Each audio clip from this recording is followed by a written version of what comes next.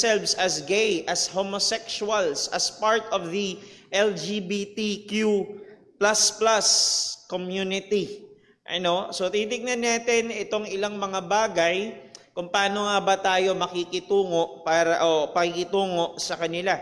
Well, una na nating punto is that we should see them as people who are also made in the image of God. Sila'y mga tao rin naman na nilalang ng Diyos sangayon sa kanyang wangis. Hindi natin sila titignan na mas mababa sa atin. Hindi natin sila titignan na kumbaga ay iba yung kanilang pagkakalikha. Pero titignan natin sila katulad na lamang ng mga nakaraan nating pag-aaral na lahat tayo'y nilikha with an equal value, with an equal worth. Dahil lahat tayo'y nilikha ayon sa wangis ng Diyos. So ang gagawin natin, we want them to know God. Ang gusto natin, ang layon natin, ang purpose natin kung bakit tayo makikitungo sa kanila, kung bakit natin sila nais abutin, ay dahil nais nating makilala nila ang Diyos. Kumaalala natin sa mga nakaraan nating pag-aaral, ang problema ng kasalanan ay dahil sa maling pagkilala, maling pagtanaw sa Diyos.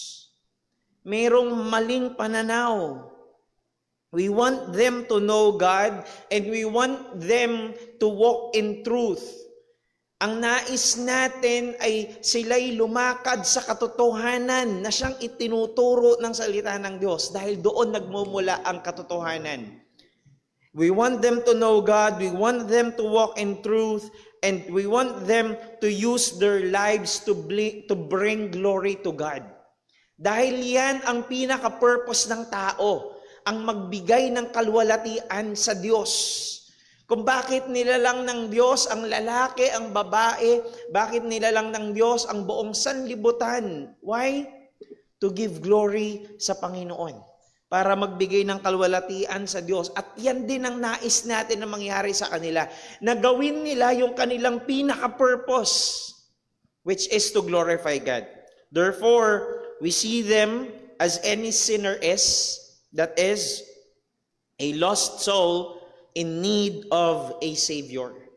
Yan ang nais natin para sa kanila. Yan din ang nais natin na tayo makita natin sila na katulad lamang din ng ibang mga makasalanan tulad natin na nangangailangan ng isang tagapagligtas. Hindi sila naiiba sa atin, tayong lahat ay nangangailangan ng tagapagligtas. Tayong lahat ay nilikha ng Diyos ayon sa kanyang wangis at tayong lahat ay namatay sa kasalanan at tayo'y nangangailangan ng tagapagligtas. And so, now, nakita natin lahat tayo ay nilikha sa wangis ng Diyos. Now, the thing is, may mga tao na nasa ganitong kalagayan. Ano ngayon yung gagawin natin?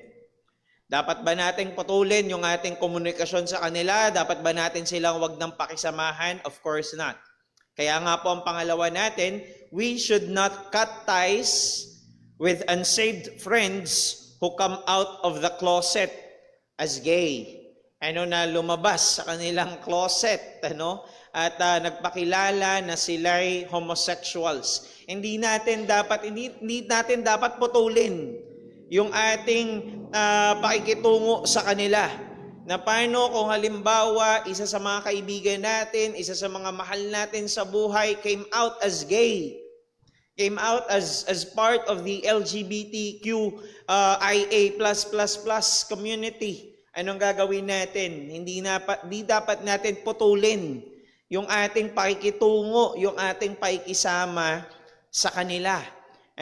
Makikita natin the example of our Lord Jesus Christ.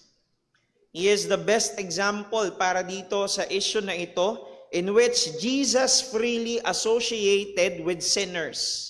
Makikita natin throughout the life, the earthly ministry ng ating Panginoong Jesucristo ay may mga pagkakataon na nakita natin siyang kasama ng mga taong tinatawag maging sa panahon nila noon as sinners, no? Yung mga tax collectors, yung mga makasalanan. He associated himself with sinners, including prostitutes and the outcasts of the society. When we say outcast, sila yung mga hindi sinasamahan ng lipunan. In their context, itong mga outcast nakatira sa labas ng Jerusalem wall. Nakatira sila sa labas ng boundary ng Jerusalem. Hindi sila pwedeng makitungo basta-basta. Pero makita natin throughout the life of the Lord Jesus Christ ay siya'y nabuhay na kasama. He associated himself with the sinners. So Jesus' response to unrepentant sinners was to reach out to them. Ang kanyang response doon sa mga makasalanan, sa mga tax collectors, sa mga prostitutes, and all other sinners na nakasama niya, ay hindi putulin yung kanyang, kumbaga, ay maglagay ng barrier.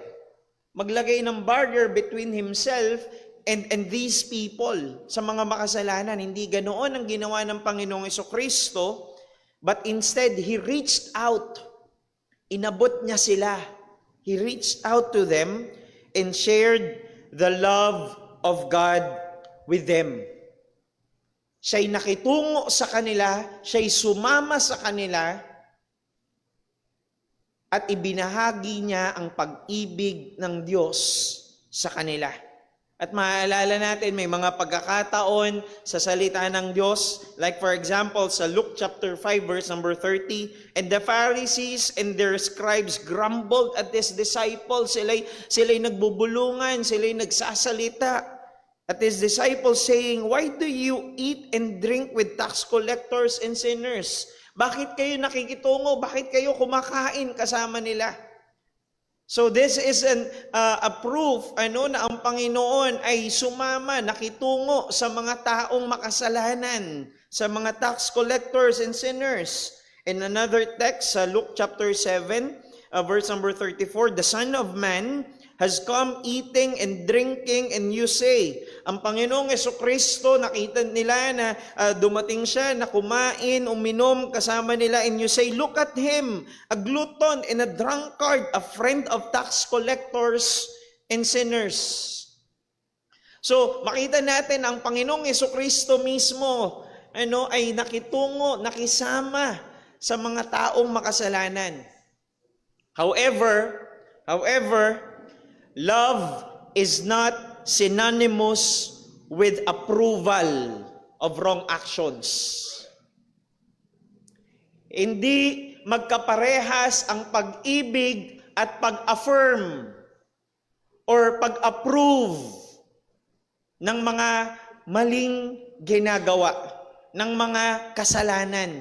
It doesn't mean na ipapakita natin sa kanila yung pag-ibig natin. Ibig sabihin na nun ay sasang-ayunan natin yung kanilang maling ginagawa, yung kanilang kasalanan na ginagawa. Magkaiba yun. Magkaiba na tayo'y makikitungo sa kanila, papakita natin yung pag-ibig ng Diyos sa kanila, o mag-reach out tayo sa kanila. Magkaiba yun na sinasang-ayunan natin ang kasalanan na kanilang ginagawa. So, still, maglalagay pa rin tayong mga mananampalataya na magdodraw pa rin tayo ng linya between sa pagpapakita ng pag-ibig natin sa kanila, pagpapakita ng ating concern sa kanila, at doon sa kabilang banda na pagsang-ayon natin doon sa kasalanan na kanilang ginagawa. Of course, our homosexual friends or our homosexual loved ones should know and understand that we share the Bible's position on homosexuality. Ano yun? Homosexual behavior is sinful. Dapat alam nila.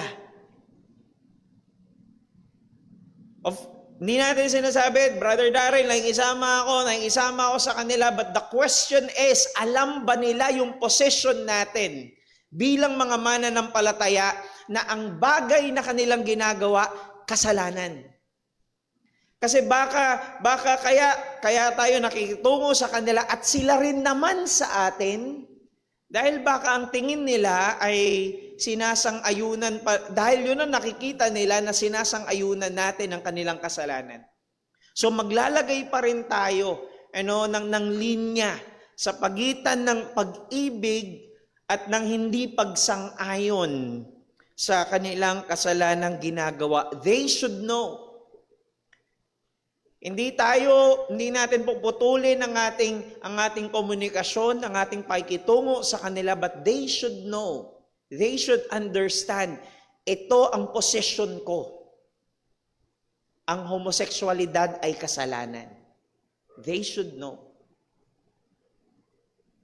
At kaya, of course, nakita natin, ang posisyon ng salita ng Diyos sa maraming mga talata, kasalanan ng homosexuality. And again, ang isa sa mga talata na nakita natin dito, for this reason, sa Romans 1:26-27, for this reason, God gave them up to dishonorable passions.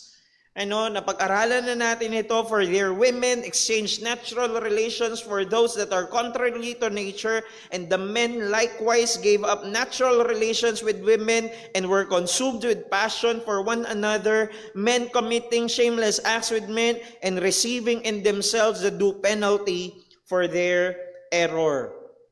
So ang tanong, paano natin gagawin na nakikitungo tayo sa kanila at the same time ipapakita natin or we will let them know na kasalanan yung kanilang ginagawa? Paano natin gagawin? Dapat ba ay kumbaga tuwing kasama nila tayo, maririnig nila sa atin na kasalanan yung ginagawa mo? Nasa ganoon ba na paraan? Ang sabi ni Apostol Pedro sa 1 Peter chapter 3 verses 15 to 16, but in your hearts honor Christ the Lord as holy. Sa puso daw natin ay honor natin ang Panginoong Jesucristo as holy. Sa papaanong paraan natin ma-honor ang Panginoon? Always being prepared to make a defense to anyone who asks you for a reason for the hope that is in you. Na tayo bilang mga mananampalataya, at least well-equipped tayo to always be ready na meron tayong sagot magmula sa salita ng Diyos. May mga kaibigan ako na mga homosexuals and may mga pagkakataon na natatanong nila yung aking personal na possession pagdating dito. And of course, sa mga ganun pagkakataon, dapat yun yung mga pagkakataon na ibibigay natin sa kanila, hindi yung ating personal na possession, kundi yung yung possession ng salita ng Diyos. Yun yung dapat kukunin natin yung mga pagkakataon. Always being prepared to make a defense to anyone who asks you for a reason for the hope that is in you. Pero ang paalala ni Apostol Pedro, yet do it with gentleness and respect. Hindi natin aalisin yung respeto, hindi natin aalisin yung pag-ibig, hindi natin aalisin yung maayos na pakikitungo sa kanila. Hindi sisigawan natin sila na kumbaga nakasama kanila na bakla ka o di kaya ay makikibeki ka rin sa harapan nila. Mayroong tamang paraan ng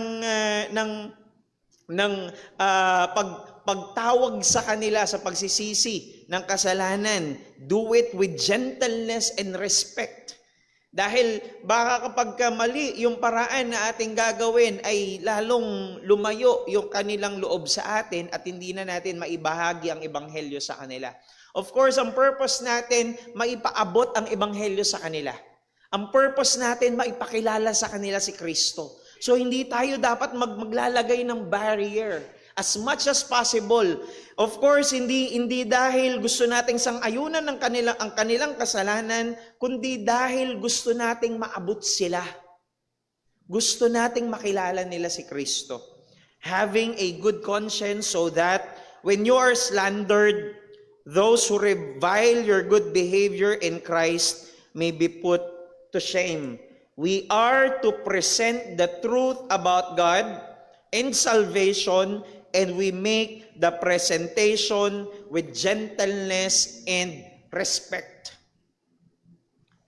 May mga pagkakataon, given the opportunity, we are to present to them the truth. Kung bigyan tayo ng Diyos ng pagkakataon, present to them the truth. Kung magkaroon kayo ng pagkakataon, lalo yung mga ganung mga pagkakataon, sila na yung nag-initiate ng question, present to them the truth. Huwag mo nang sayangin. Dahil minsan may mga pagkakataon talaga na hindi na nauulit. Kahit sabihin mo pa na madalas kayong magkakasama. Given the chance, present to them the truth. Ano yung sinasabi ng Diyos patungkol dito?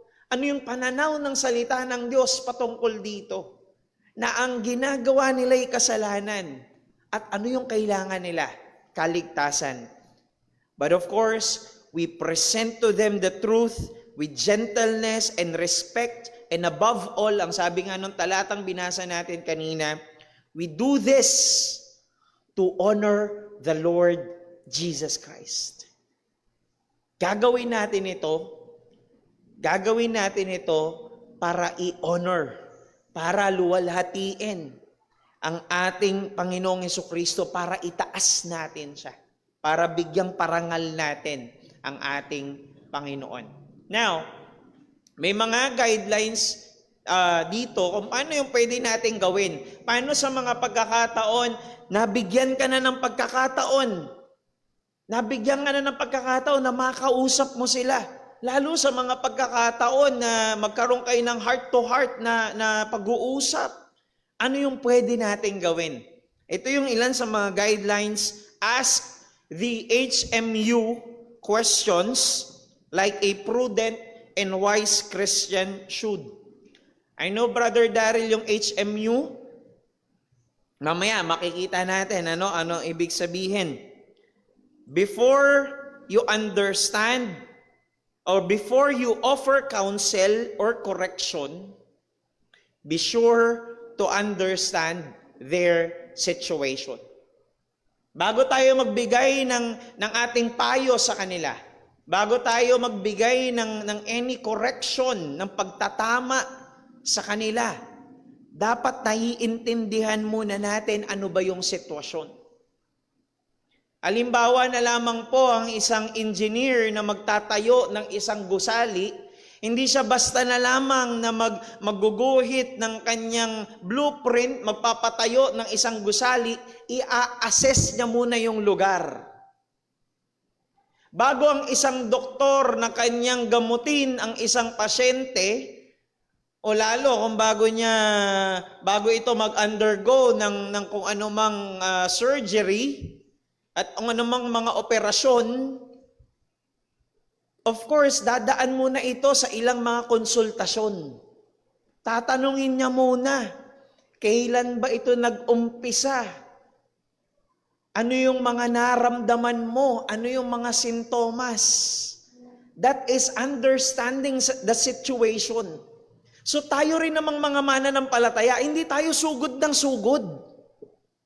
Hindi basta na lamang mong sasabihan sila ng mga bagay, of course, ng mga katotohanan, din naman, no, hindi natin sinasabi na mali yung sasabihin mo, pero merong tamang paraan. But before you go, bago ka sumugod, bago ka magbigay ng payo, bago ka magbigay ng pagtatama sa kanila, understand the situation. Unawain muna natin yung sitwasyon. Ano yung mga pwede nating gawin? And the HMU means help me understand. Help me understand. Tulungan mo kong maintindihan.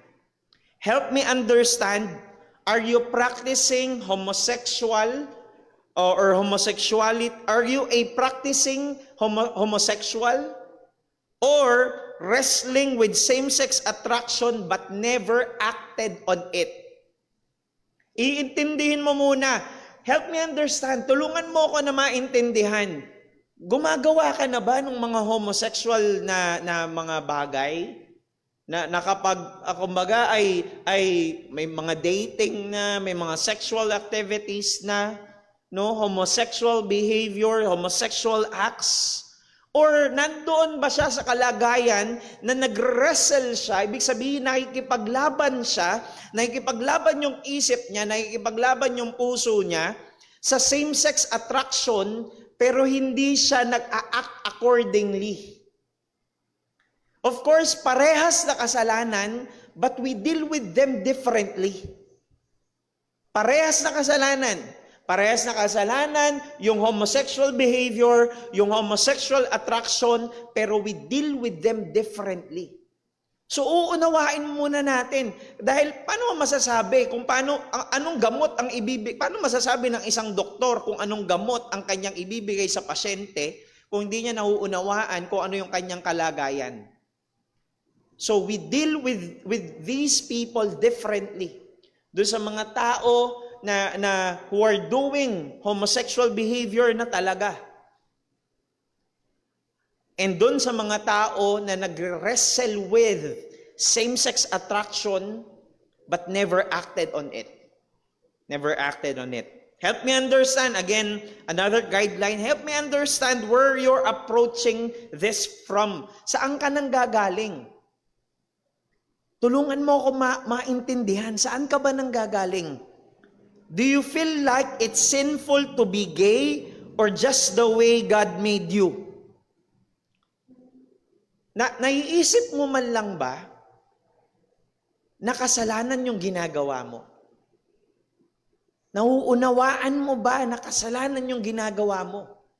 Dahil pag tinanong mo sila, may iba't iba silang sagot. May mga tao talaga na nasa camp ng mga LGBTQ community who knows na kasalanan yung kanilang ginagawa. But of course, nagpapatuloy doon. Pero merong iba na talagang hindi kasalanan ito. So, ididil ba natin sila ng parehas? Of course not. Magkaiba yung ating paikitungo sa kanila. Magkaiba yung ating counsel sa kanila. Do you feel like it's sinful to be gay or just the way God made you? Ganyan ka talaga nilalang ng Diyos. Also, do you feel like it's sinful to be same-sex attracted? Sa mga tao who wrestles with same-sex attraction, naiintindihan mo ba na kasalanan yung ginagawa mo? Naiintindihan mo ba? Another guideline is sabi diyan, help me understand a little more about your background. Ginagawa rin ito ng mga doktor, ano? Tatanungin ka niyan kung kailan ka unang nakaramdam ng ganyang sintomas. Kailan ka unang nilagnat? Kailan ka unang inubo? Gaano kadalas? Help me understand. When you did first begin thinking about identifying as a gay, kailan mo yan unang naramdaman? Kailan mo unang naisip? Ano yung mga nangyari? And again, kapag nagbasa po kayo ng mga studies patungkol sa homosexuality, marami sa kanila mayroong pinanggalingan. May mga experiences beforehand. May mga nangyari sa kanilang buhay. Kung bakit sila napunta sa ganong kalagayan. Of course, hindi natin gina-justify, pero gusto nating maunawaan saan sila nanggagaling. Paano nag-umpisa? Dahil baka matulungan pala natin sila. Baka yung issue pala na yun ang dapat nating ma-deal sa kanila. And then afterwards, yung homosexuality. And of course, mai-present sa kanila ang gospel. So we want to understand yung mga bagay na ito muna. Again, hindi tayo basta na lamang sabak ng sabak. Hindi tayo basta na lamang na sugod ng sugod. May mga paraan tayo na pwedeng gawin para maunawaan natin sila, marinig muna natin sila, kumbaga ay makita nila na open yung ating tainga sa pakikinig sa kanila. Sa ganung paraan, maaari nilang buksan yung kanilang tainga. Hindi man yung kanilang puso. Of course, ang Diyos ang nagbubukas ng puso. Pero at least, mabuksan nila yung kanilang mga tainga para makinig sa atin. Dahil may mga pagkakataon talaga na dahil sugod tayo ng sugod, sinasarado na agad nila yung kanilang mga tenga sa pakikinig sa atin. So kumbaga ay sabihin na natin nasasayang yung ating counsel sa kanila. So of course, ayaw natin na masayang yung ating correction sa kanila, yung ating counsel na gagawin o sasabihin sa kanila. So we want them to know na nais natin silang unawain, intindihin. And again, nandun tayo sa konteksto na hindi natin i-approve yung kanilang kasalanan. Nais natin silang unawain, nais nating unawain ang sitwasyon. Bakit? Hindi para i-approve, hindi para i-affirm, kundi para mag-reach out tayo sa kanila at maibahagi sa kanila ang ebanghelyo, maipakilala sa kanila si Kristo. And not only that, lalo sa mga mahal natin sa buhay, help me understand, are you struggling with same-sex attraction but confessing it to the Lord daily? May mga maari na may mga laman ng simbahan na nag-struggle sa ganitong klase ng kasalanan. Maaari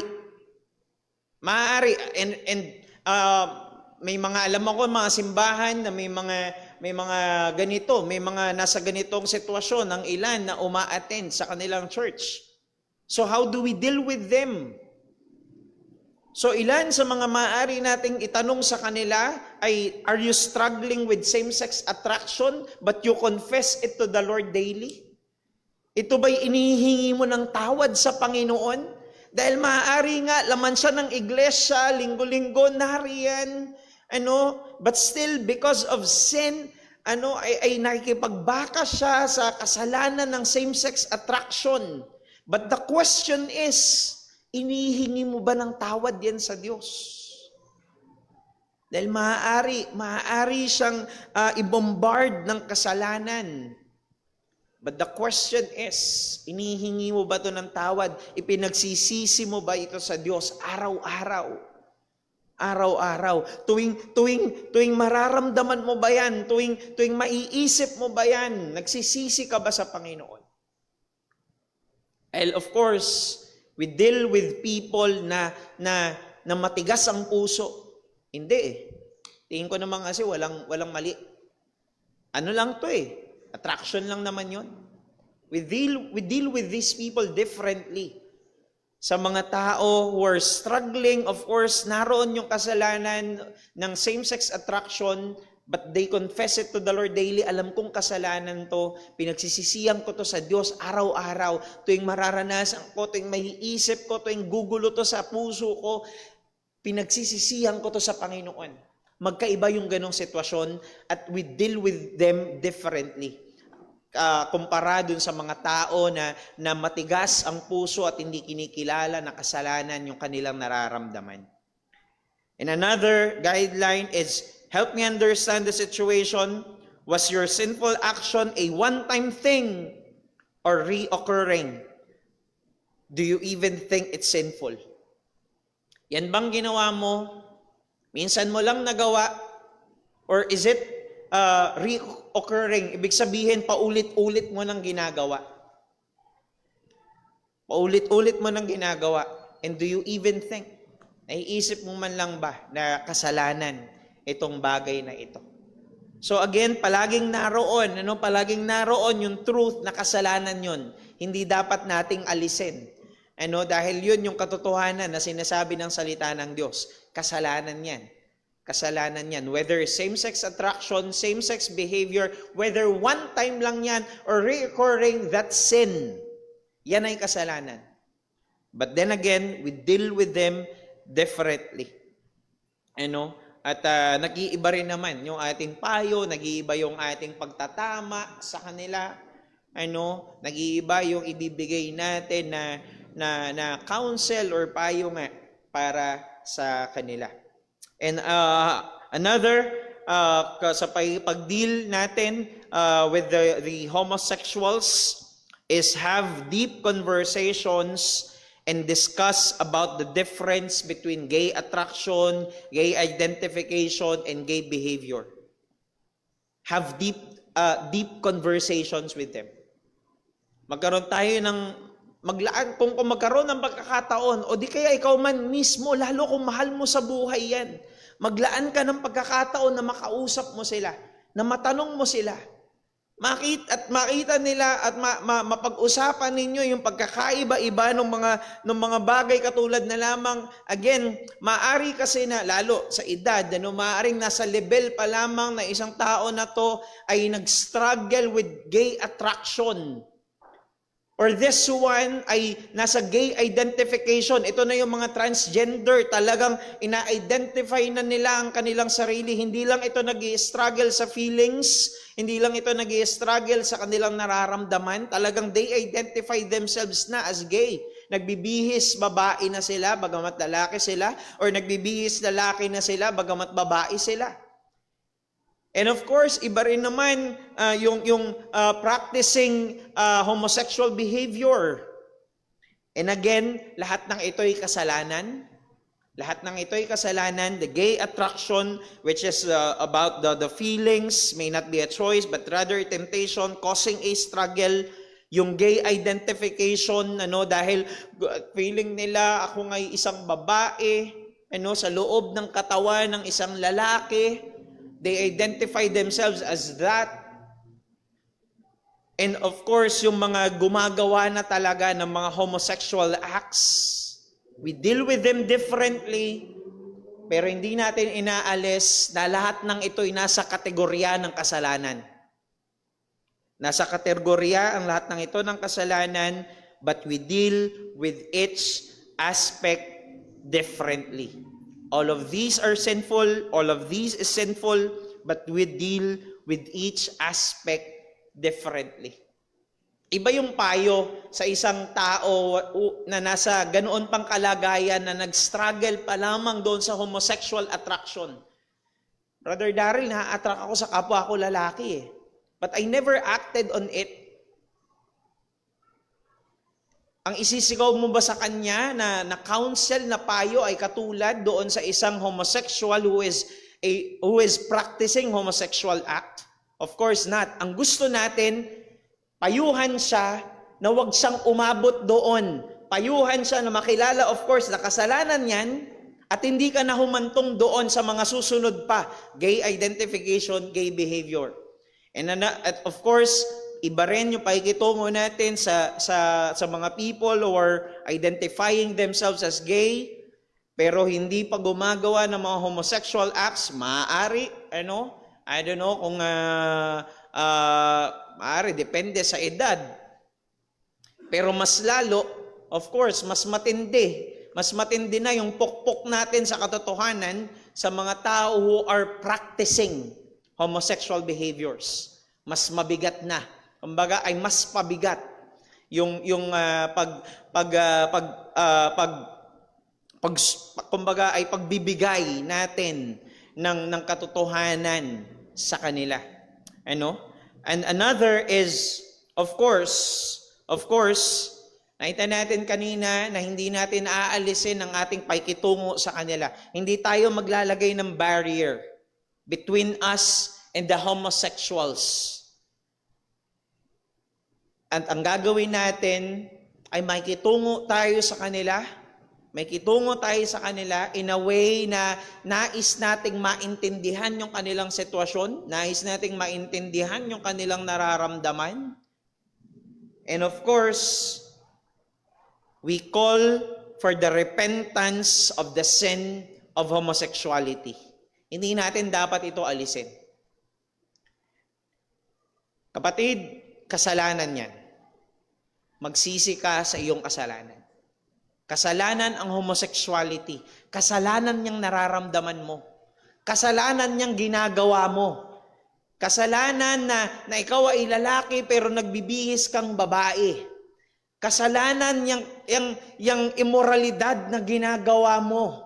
Magsisi ka sa iyong kasalanan.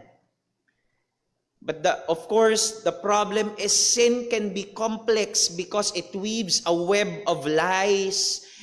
Kumbaga ito'y habi na, kumbaga parang sapot ng isang gagamba na naghalo-halo na roon sa kasalanan na yon.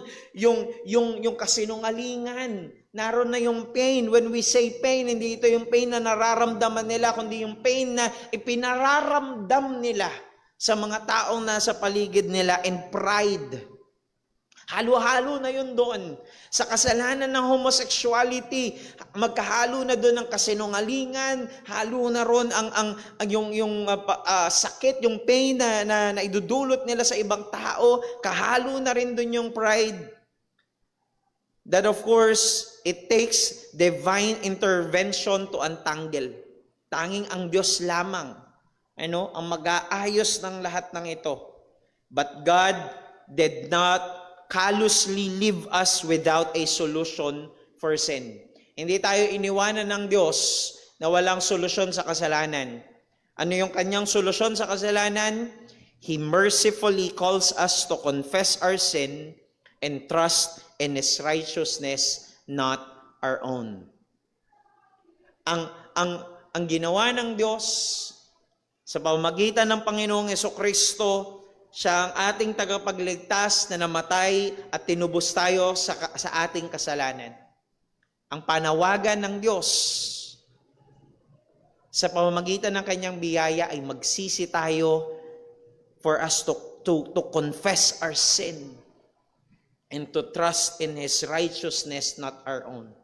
Magtiwala tayo sa katuwiran ni Kristo, hindi sa ating mga sarili. Ipagsisi natin sa Diyos, pagsisihan natin sa Diyos yung kasalanan. Kaya nga ang sabi ng 1 John chapter 1 verse 9, if we confess our sins, He is faithful and just to forgive us our sins and to cleanse us from all unrighteousness.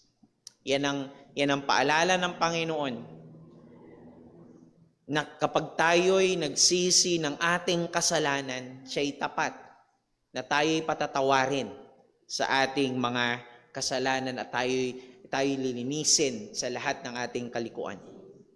And another thing of dealing with homosexuals, in the case of a person who claims. Ito naman yung sitwasyon na merong mga tao who claims as Christians.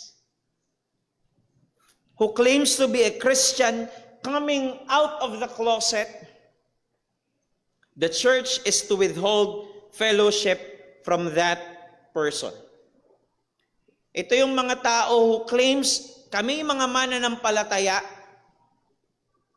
and came out of the closet, pero kinikilala pa rin nila sila pa rin ay mga mananampalataya.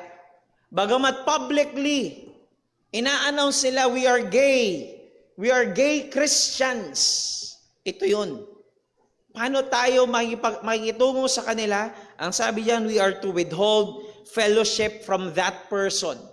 Mabigat man ito, pero ito ang sinasabi ng salita ng Diyos. From 1 Corinthians chapter 5 verse number 11, but now I am writing to you not to associate with anyone who bears the name of brother. Tinatawag niya, siya'y kapatid, siya'y mananampalataya. If he is guilty of sexual immorality, of course, again, whenever nababanggit ang arsenokoitai, arsenokoites, Greek or sexual immorality, palagi itong babalik dun sa mga sexual immoral sins sa Levitical law. Ang sabi ni Apostol Pablo, if anyone who claims to be a brother and he is guilty of sexual immorality or greed or is an idolater, reviler, drunkard, or swindler, not even to eat with such A1. Na huwag kayong kakain kasama nila. Huwag kayong makikitungo kasama nila. At ang tawag dito ni John Piper, ang sabi dito ni John Piper calls this as holy ostracism. Ito'y banal na when we say ostracism, kasi kumbaga ay pag-reject sa kanila. Pag-reject sa kanila. So, kumbaga, ang punto rito ay merong banal na pagtalikod o pag-reject sa kanila. Lalo sa mga nasa ganoong kalagayan, nagpapakilala silang mga mananampalataya at the same time continuing in sin. Nagpapakilala ang mga mananampalataya, ibig sabihin, hindi nila nakikita na merong kasalanan, merong mali sa kanilang ginagawa. And comments further, this verse, yung kanina, is describing a person who, without any sense that his Christianity is being imperiled or his soul is acting out homosexual desire in sexually active ways. Ibig sabihin, hindi niya man lang nakikita na nababahiran ng kasalanan, nababahiran, nadudumihan, yun yung imperil. Nadudumihan, nababahiran ng dumi, kumbaga ay kasalanan. Yung Kristyanidad na bagamat pinapakilala niya ako'y Kristiyano, in practicing homosexuality ay walang mali. In short, walang mali, walang kasalanan na nangyayari. Is acting out homosexual desire in sexually active ways. Ang tawag dyan ni John Piper, holy ostracism. Ostracism. But of course, it does not suggest rudeness. Hindi ibig sabihin nun ay magiging rude na tayo sa kanila. Hindi ibig sabihin nun ay discourtesy or disrespect. Babastusin na natin sila. Lalo kung halimbawa na lamang itong kasama na ito maaring mas matanda sa atin ay parang kumbaga lalo sa ganong sitwasyon, talagang i-disrespect mo na, babastusin mo na, hindi mo na siya rerespetuhin. Hindi ganoon ang ibig sabihin dito ng holy ostracism, na hindi na natin sila paikitunguhan na parang sabi nga natin kanina, in-establish natin kanina, unang punto natin ay sila'y nilikha ng Diyos ayon sa wangis niya. Tayo'y magkaka-level ng worth. But the problem is, itong tao na ito nagpapatuloy sa kasalanan at matigas ang kanyang puso. Ayaw niyang aminin na kasalanan. Maaring nakikita niya, pero nagbubulag-bulagan siya na kasalanan ang kanyang ginagawa. So itong tao na ito ay ituturing natin na hindi kapatid sa pananampalataya, pero hindi natin naalisin yung ating pakikitungo sa kanya bilang tao na nilikha ng Diyos ayon sa kanyang wangis. It does not suggest rudeness, discourtesy, or disrespect. Holy ostracism communicates that the level of fellowship has changed. Yung dating paikitungo, yung dating paikisama natin sa kanila, mag-iiba na. Mag-iiba na. Believers are to avoid doing anything that would imply that they regard the sinning person as a Christian brother or sister. Tayong mga mananampalataya is to avoid anything na maisip nila na itinuturing pa rin natin silang kapatid sa pananampalataya. Of course, ang isa rito na maaaring alisin sa kanila ay yung paikibahagi sa Lord's Supper. Isa na yan. Dahil syempre, patulad nga ng palagi nating paalala, ang Lord's Supper is something na para lamang sa mga tunay na mananampalataya at sumunod sa tubig ng bautismo. Ilan sa mga naisip ko, example is mga ministry na maaari na maibigay sa kanila. Dahil ang ministry ay para sa mga bahagi ng iglesia. At ang bahagi ng iglesia ay mga mananampalataya. So ilan ito sa mga level of fellowship na maaaring magbago. But then again, hindi ito sinasabi na hindi natin gustong narito sila. Nais nating narito sila para makarinig sila ng ebanghelyo, makarinig sila ng katotohanan ng salita ng Diyos. But the level of fellowship has changed. The truth is, to me personally, ibang kasalanan but still sexual immorality. Nagkaroon kami ng ganitong experience with one of our friends na nahulog sa kasalanan ng immoralidad. And we had to change the level of fellowship. Masakit. Hindi lamang sa side nila, maging sa atin. That's the truth. Magiging masakit para sa atin, magiging masakit para sa kanila. But the purpose of that is to restore. The purpose of that ay makita nila na dahil merong naalis sa kanila, may fellowship na naalis sa kanila, there are privileges na nawala sa kanila. Dati nakikipag-partake sila maaari ng Lord's Supper, dati maaari na part sila ng ministry. May mga kakilala ko na mayroong talagang mga pastor na. And came out as gay. So, ang gagawin ng simbahan, ang gagawin ng iglesia is to change the level of fellowship. Alisin yung mga pribilehiyo ng mga Kristiyanong pribilehiyo na dating meron sila. Isa na yon, ministry, of course. Lord's Supper and all other examples that we can think of. Believers are to avoid na ibigay sa kanila yon na magkaroon sila ng ganong kaisipan na Kristiyano pa rin sila. We have to let them know na dahil nagpapatuloy sila sa kasalanan, dahil matigas ang kanilang puso sa kasalanan, hindi natin sila ituturing na ating kapatid sa Panginoon. As long as the friend claims to be both a practicing Christian, Kristiyano pa rin ako, and a practicing gay person, doing homosexual acts, doing homosexual behaviors, there's no hanging out together. The level of fellowship has changed. Spending free time with each other is a thing of the past. Dati na yun.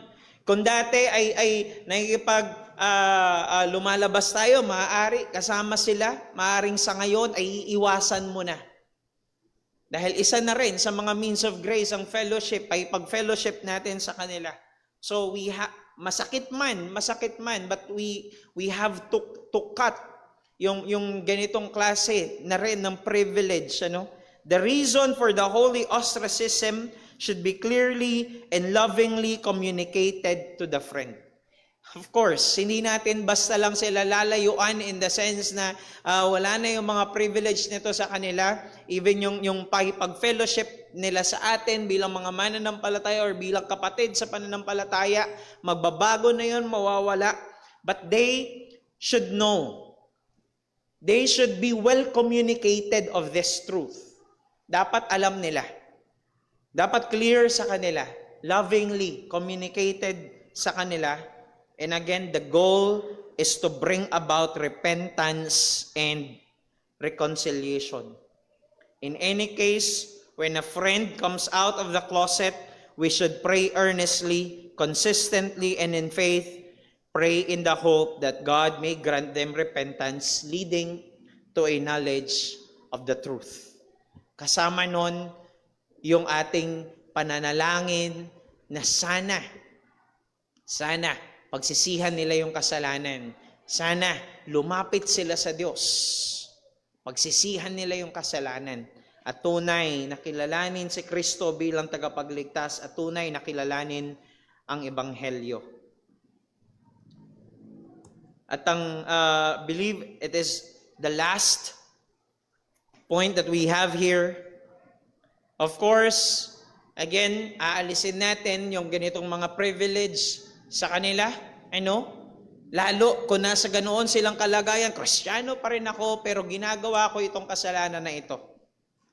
But the last point is, be a loving, unwavering, stronghold or bastion, yung ginamit dyan actually, naghanap na lang ako ng synonym. Stronghold, isang matibay na tanggulan of truth they can come back to again and again.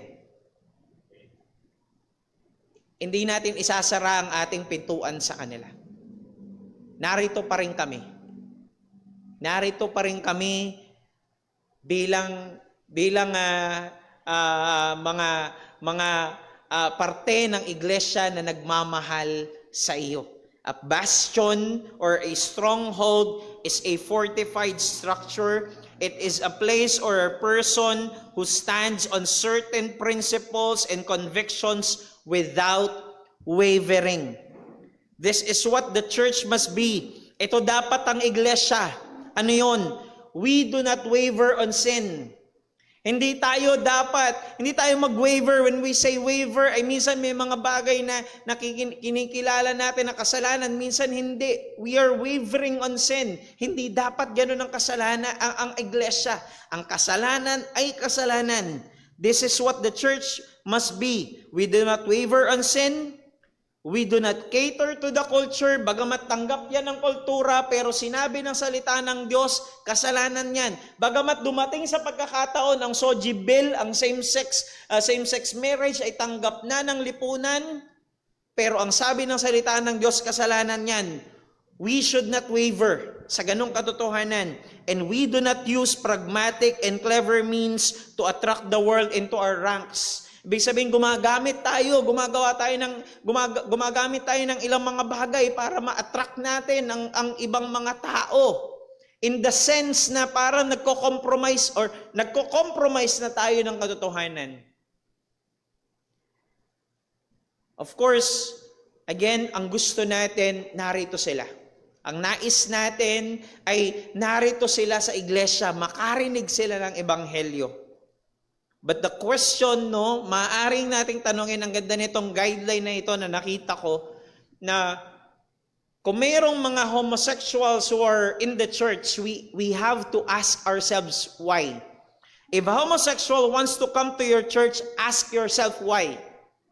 Yung unang tanong, are you pandering and compromising and thus practicing homosexuals will have a haven for their sin and justification for their rebellion under the guise of godly faith? Kung merong mga homosexuals na sabihin na natin ay palaging umaattend sa ating iglesia, kailangan nating tanungin ang ating mga sarili, bakit sila nagpapatuloy sa iglesia? Una, kaya sila nagpapatuloy dito dahil they feel comfortable in the sense na hindi tinatawag na kasalanan ng kanilang ginagawa. Baka nasa ganoong kalagayan ng iglesia. Or the second question is, have you proven to be a loving, unwavering bastion of truth, and they seek answers, counsel, and even repentance? At ito yung nais natin, yung pangalawa. Na kaya sila nagpapatuloy sa iglesia kasi yung gumugulo sa isip nila ay napaglalabanan ng mga katotohanan na naririnig nila. At nakakita sila ng pag-ibig din naman sa iglesia. Of course, without compromising the truth. Yung pag-ibig na hindi nag-a-approve, hindi nag-a-affirm sa kasalanan. Pero hindi natin nais na ma-feel nila na very comfortable sila, na nahihele na yung kasalanan, na baby na yung kasalanan na kanilang ginagawa. The last point is, let them know that we love them. Let them know that we love them. Let them know that we're here for them. Na mahal natin sila, na naririto tayo para sa kanila. Narito lang ako para sa iyo. And we're going to help them through their life's journey. Hindi ka nag-iisa. yamang narito ka sa iglesia, yamang maaaring dumating tayo sa punto, kapatid, maaaring dati ay nagpapakilalang kapatid sa pananampalataya, hindi ka nag-iisa. Kasama mo ang iglesia. Diyan sa journey na yan ay napakikipaglaban sa kasalanan. Let them know that homosexuality is sin and it violates the commandments of God. Let them know that. Kasalanan yan. But of course, let them know that there's hope. May pag-asa, there's power, may kapangyarihan, and there's strength. Mayroong lakas sa ebanghelyo. May pag-asa.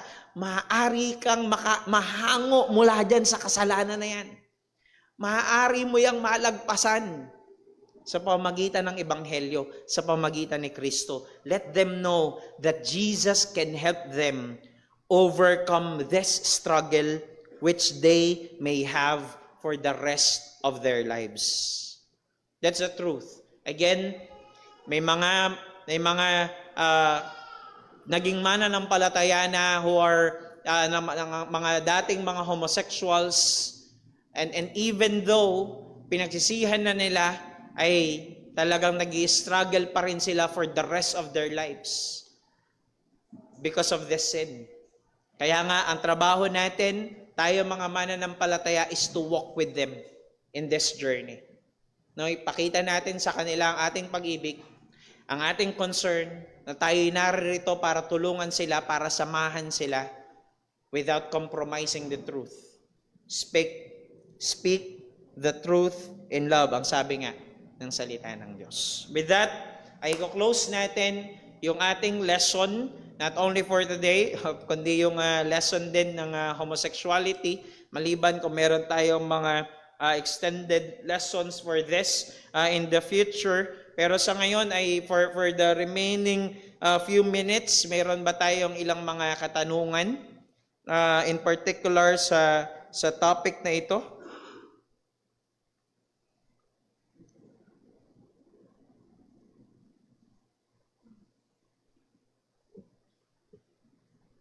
Anyone po dito sa church muna na mayroong tanong or nais na idagdag, maaari rin naman.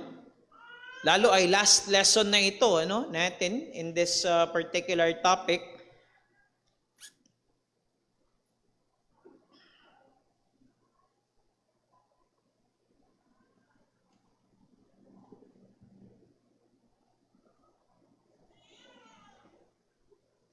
Wala po dito sa church? Sige po. Good morning po. Morning po. Regarding this homosexual, Apa. sa palagay niyo po, bakit kaya ito dumadami? Bakit dumadami? Bakit dumadami? Ito po ba ay dahil dumadami, acquired o hereditary? Kasi po, may experience po ako. Na ako po'y nagtuturo pa. May estudyante ako, hindi siya homosexual. Hay may co-teacher ako na ano ba sa English? Bakla. May co-teacher ako bakla. Nagaya yung estudyante ko doon sa teacher niya. Ngayon, habang inobserbahan ko yung bata, habang siya ay naglilinis, nagwawalis, nakaganyan siya. Pagkatapos, nakita ko nakasuot na nura. Samantalang hindi niya ginagawa yun. Hanggang sa nag-graduate siya, nag-grade 6, naging homosexual na siya. Ngayon, tinawag ko yung parent, yung nanay niya, bakit ako nagkaganyan? Yung anak mo. Ewan ko po, ma'am, dati naman hindi ganyan. Kasi parami po yung ngayon. Lalo na sa mga entertainment. Ayun, thank you po sa question. So ang tanong ay paano silang dumadami, Well, we know na hindi sila nakakapag-reproduce. Biologically, hindi nila kaya. Pero the question is, paano silang dumarami? Yung kanina, ito ba'y hereditary? Of course, sinagot na natin yan minsan sa ating lesson, ay hindi ito hereditary in the sense na ito'y nasa dugo. No? Maging ang science, even until now, ay hindi pa rin napapatunayan yan. Even until now, there are still researches, pero I don't think na mapapatunayan nila dahil wala ito sa dugo. Ang kasalanan ang nasa dugo, pero kung ibig sabihin natin ay pinanganak ka na homosexual, pinanganak ka na gay, ay walang ganoon. Pero paano sila dumadami? The very short, very simple answer to that is by influence. By influence. And actually, nakakatakot po yung ganong mga kalagayan, lalo kung mga teacher, nasa mga authority sila dahil mas lumalawak at lumalakas yung kanilang influence. Kaya yun po kaya nga actually, yan po ang nakakatakot kapag ang bansa natin, yung last time na pinag-aralan natin ay naipasa na nga, naisabatas na nga ng tuluyan ng SOGI bill dahil actually, ngayon, marami tayong mga nakaluklok sa ating gobyerno na nasa LGBTQ community at mas lalakas yung kanilang impluwensya kapag naisabatas itong ganitong bagay. So, again, by influence sila dumarami, not by biological reproduction. At meron din po ako,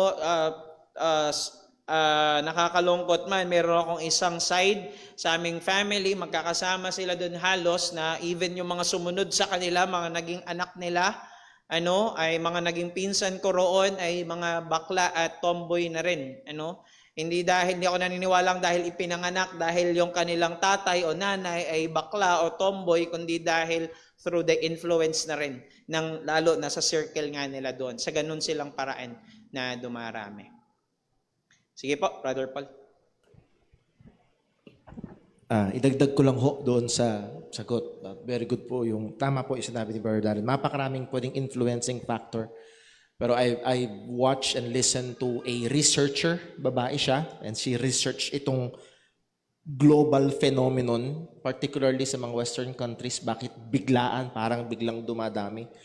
At meron siyang sinabi na hindi ko makalimutan. Ang sabi niya is because, sa madaling salita, dahil uso. Napansin niyo yung video kanina, ang konti-konti nila, pero ang lakas-lakas ng boses nila. So kung gusto mo ng malakas na boses, sumama ka sa grupo na yun. Kung gusto mong maging viral, buwan-buwan nagpapagupit ako mga kapatid, pero never pa ako nag-viral. Pero yung kasama sa grupo na yon, ginupitan lang minsan nag-viral. Kuha niyo ho, may attraction ngayon. 50 years ago, ito ay tabu. Kahiya-hiya. So itong damdamin, pinipigilan. Pero dahil ngayon, may Cito Ordinance pa na protektado, go lang ng go. So ang sabi ng researcher na yon, because it is, ang tinawag niya, it is a phenomenon. Parang walang iniwan yan kay Taylor Swift. In ka kung maka-Taylor Swift ka. It's a phenomenon. In siya ngayon. So kung gusto mong maging in, kung gusto mong maging malakas ang boses mo, therefore ang lakas ng hatak niya sa panahon natin ngayon. So mga kapatid, mag-ingat ho tayo. Young people, yung pinanonood nyo, yung binababad nyo sa isip nyo, sa YouTube at kung ano-ano pa, gabi-gabi, araw-araw, be careful, baka unti-unti nagiging katanggap-tanggap na sa inyo.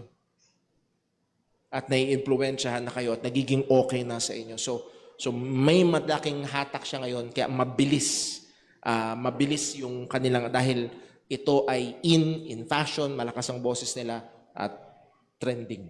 Ang isa sa malaking influence. Thank you po. So, may nag-text po rito pero nasagot na rin naman natin dun sa ating pinaka-lesson. But let me just read the question.